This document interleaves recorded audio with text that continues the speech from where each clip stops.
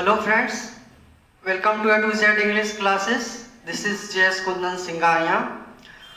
आज हम लोग 12th क्लास के इंग्लिश का बुक रेनबो जो है उसका हम लोग एक पोएम पढ़ने जा रहे हैं जो फायर हिम है। फायर हिम के जो राइटर हैं वो एक ऐसे राइटर हैं जो कि आज हम उनके राइटर के बारे में जानेंगे कि फायर हिम के जो राइटर हैं वो एक ऐसे राइटर हैं जिनका जन्म हमारे देश के आज़ादी के पहले हुआ था। आइए जरा इनके बारे में डिटेल से समझते हैं।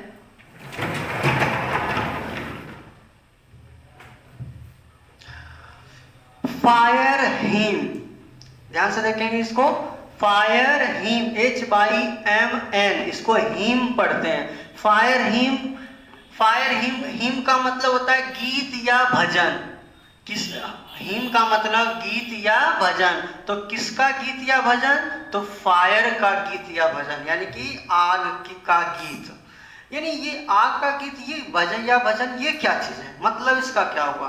तो हमारे हिंदू धर्म में आग को पूजा जाता है भगवान की तरह, है ना, हवन करते हैं हम लोग, उसको पूजते हैं। उसी तरीके से सिर्फ हिंदू धर्म में ही नहीं बल्कि अलग अलग और भी धर्मों में आग को एक भगवान के रूप में पूजते हैं, उनकी मान्यता है। तो ऐसे कौन कौन से धर्म हैं? बहुत सारे धर्म हैं, जिनमें से एक धर्म है पारसी धर्म। ये कवि जो हैं जिनके बारे में पढ़ने जा रहे हैं, ये भी एक पारसी धर्म के कवि हैं। इनका धर्म पारसी धर्म के ये थे और इनका जन्म जो है आज़ादी के पहले हुआ था, जब हमारा देश आज़ाद नहीं हुआ था तब से ही।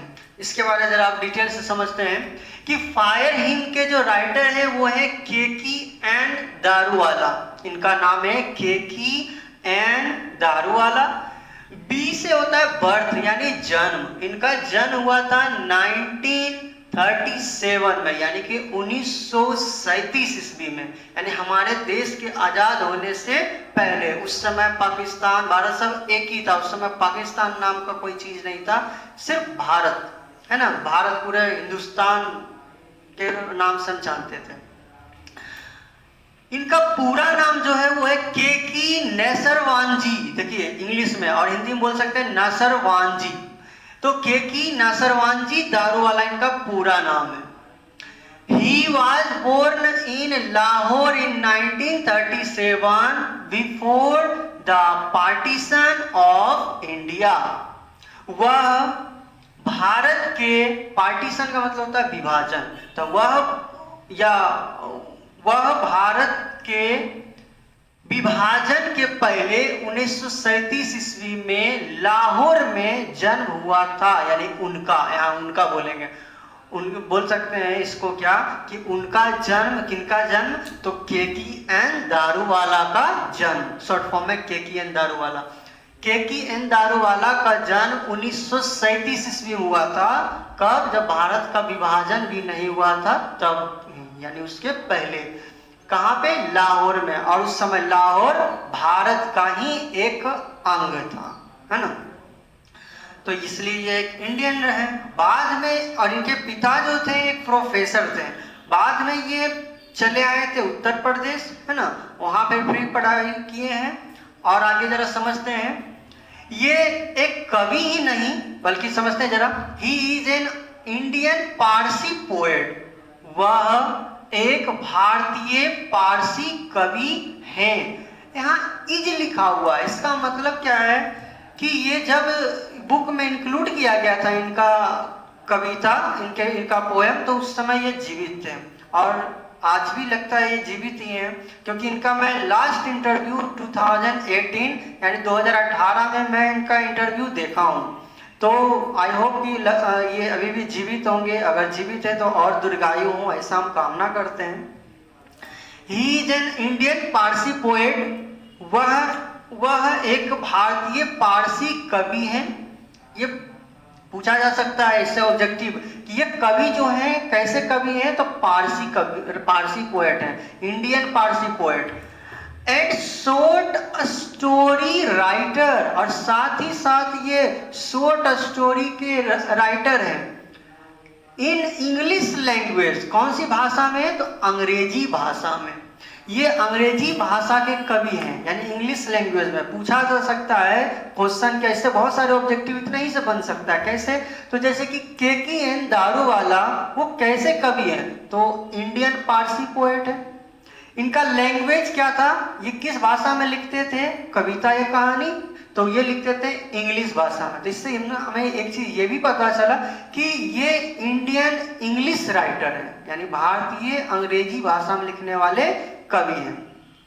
कहा जाता है क्या कि ये पहली पीढ़ी के, भारत के पहली पीढ़ी के ये कवि हैं जो कि इंग्लिश में कविताएं या कहानियां लिखा करते थे, है ना। कविता लिखने वाला एक्चुअली में क्या कि ये कविता लिखने वाला भारत के प्रथम पीढ़ी के कवि हैं ये।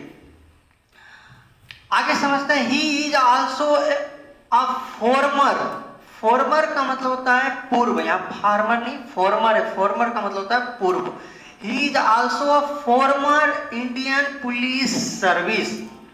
इंडियन पुलिस सर्विस को शॉर्ट फॉर्म में बोलते हैं IPS।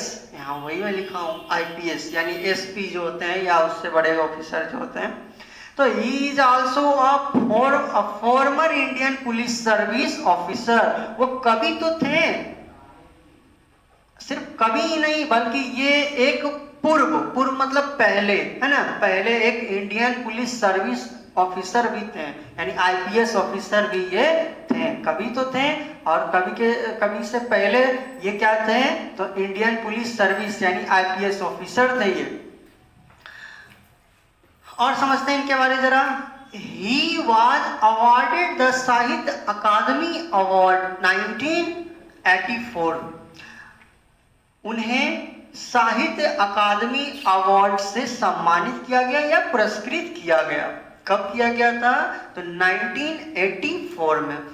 तो इनको कौन सा अवार्ड मिला है? साहित्य अकादमी अवार्ड। आई होप ये समझ गए होंगे आप लोग। तो इसके बारे और जरा हम लोग डिटेल से जानते हैं।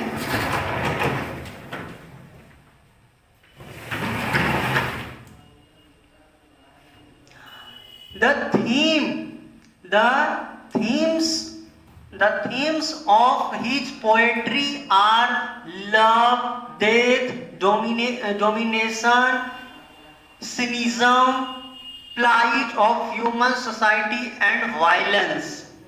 मतलब क्या होता है? पहले हिंदी जरा समझते हैं। थीम्स का मतलब होता है विषय या धुन। The themes of his poetry, उनकी कविताओं का विषय या धुन। यानी ये कवि KKN दारूवाला जो कविता लिखते थे, इन कविता का मुख्य विषय क्या होता था? तो इन कविताओं का मुख्य विषय होता था लव, यानी प्यार से संबंधित, या डेथ, मृत्यु से संबंधित, या डोमिनेशन मतलब वर्चस्व या शासन से संबंधित, या सिनिसिज्म मतलब निराशावाद, जो समाज में निराशावाद फैला हुआ उनसे संबंधित। प्लाइट ऑफ ह्यूमन सोसाइटी, तो मनुष्य के यानी मानव समाज के प्लाइट यानी दुर्दशा, मानव समाज का जो आज दुर्दशा हो गया है इस तरीके का, उससे संबंधित होता था इनकी कविताएं। एंड वायलेंस, और वायलेंस से संबंधित यानी हिंसा से संबंधित होते थे इनके कविताएं। His important works, उनका महत्वपूर्ण कार्य। आखिर ये कौन कौन से काम किए हैं जिनके लिए हम इनको याद करते हैं, इनको जानते हैं? तो His important works, इनका महत्वपूर्ण काम जो है वो है अंडर ओरियन। ओरियन का हिंदी होता है सप्तर्णी। सप्तर्णी मतलब क्या होता है?